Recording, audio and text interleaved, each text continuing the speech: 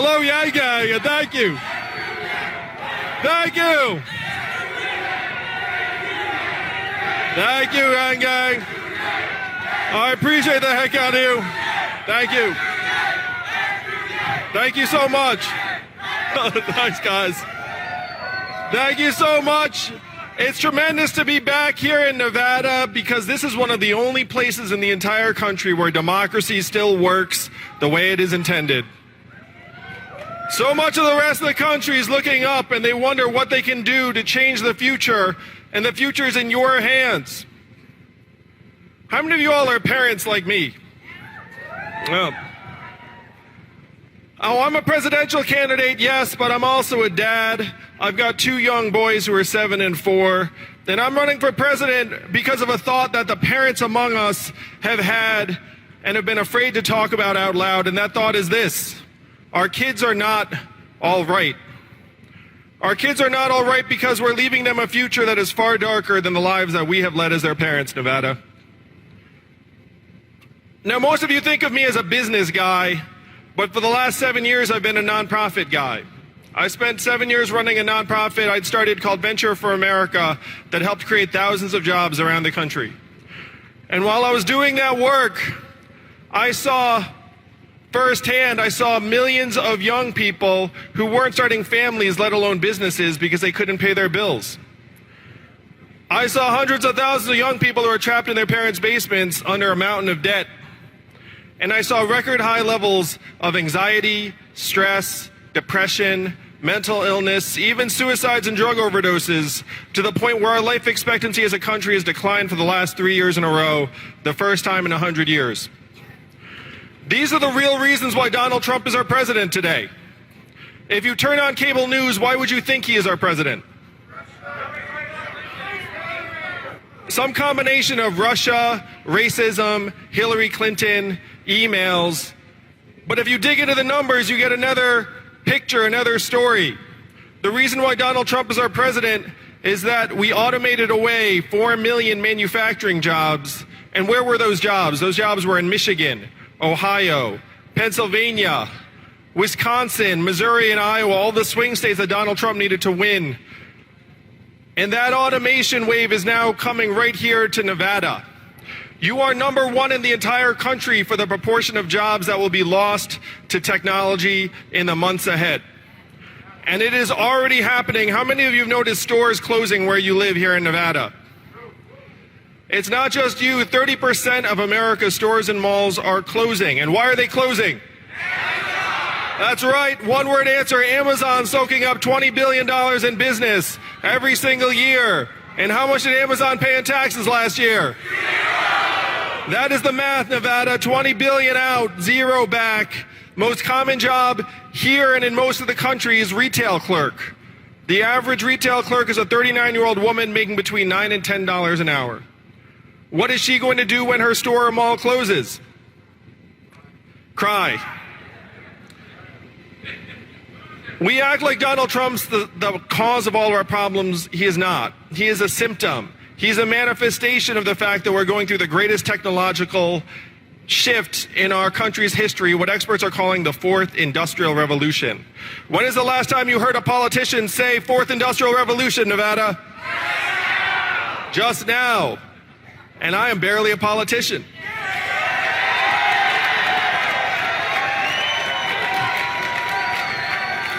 And apparently some of you are not mad at that.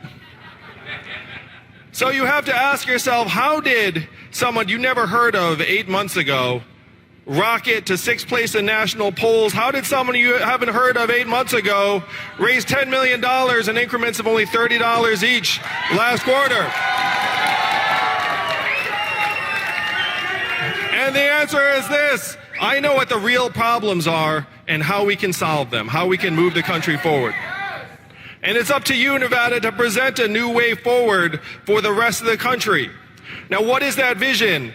If you're here tonight, at some point you heard something like this: there's an Asian man running for president who wants to give everyone in the country $1,000 a month.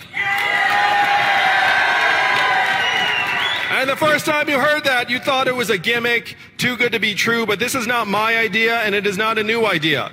Thomas Paine was for this at the founding of our country. He called it the citizen's dividend. Martin Luther King fought for this in the 60s, called it the guaranteed minimum income for all Americans, and it is what he was fighting for when he was killed in 1968. It passed the U.S. House of Representatives twice in 1971, and then 11 years later, one state passed a dividend where now everyone in that state gets between $1,000 and $2,000 a year, no questions asked. And what state is that? And how do they pay for it?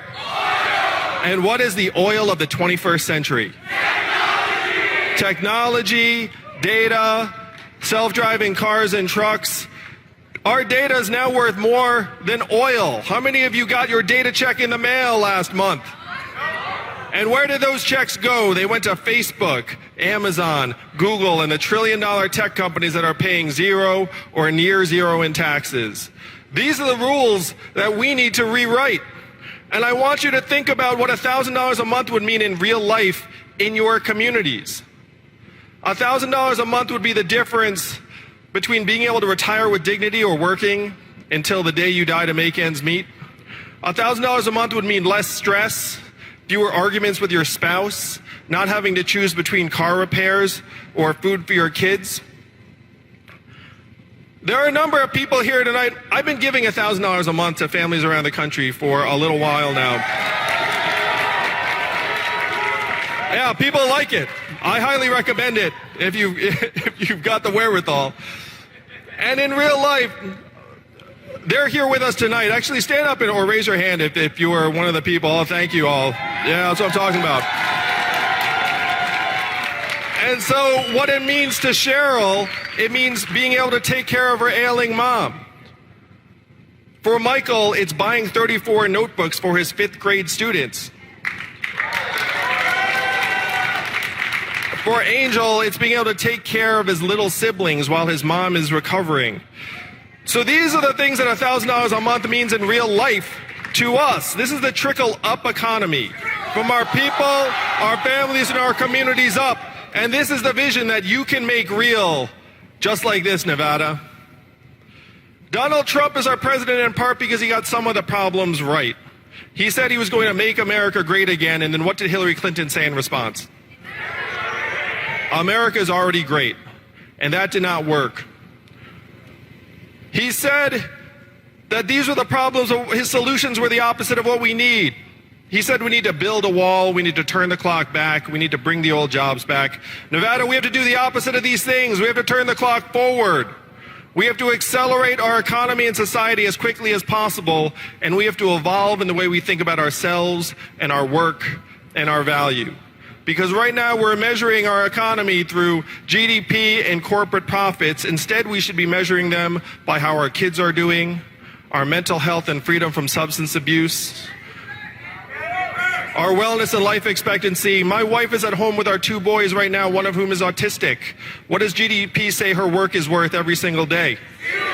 Zero. We know that's perverse. We know that's the opposite of the way it should be, and we can change it. You can change it. So Donald Trump made these arguments, and he convinced many of our fellow Americans because he was the only one talking seriously about the problems. We need to join them in that. The reason why I'm here with you all tonight is not because I fantasized about being president. I'm running for president because I'm a patriot and a parent, and I've seen the future that lies ahead for our kids, and it is not something I'm willing to accept.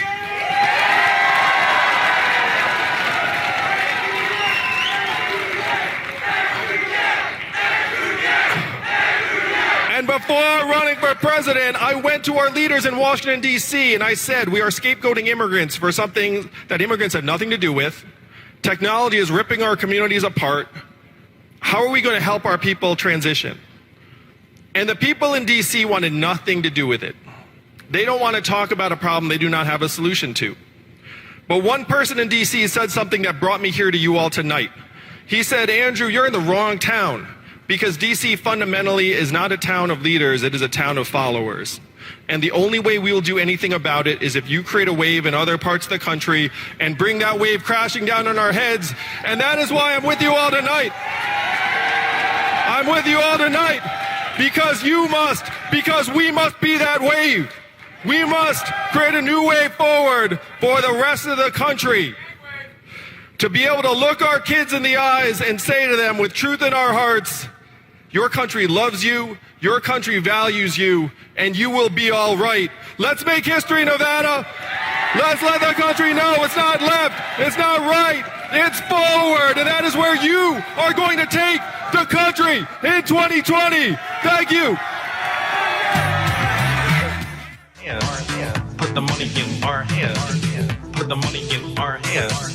Put the money in our hands. Put the money in our hands. Put the money in our hands. Can we afford it? Yes. Will it cause inflation? No. Is it awesome? Yes. Is anyone trying to make it happen? Yeah, that guy.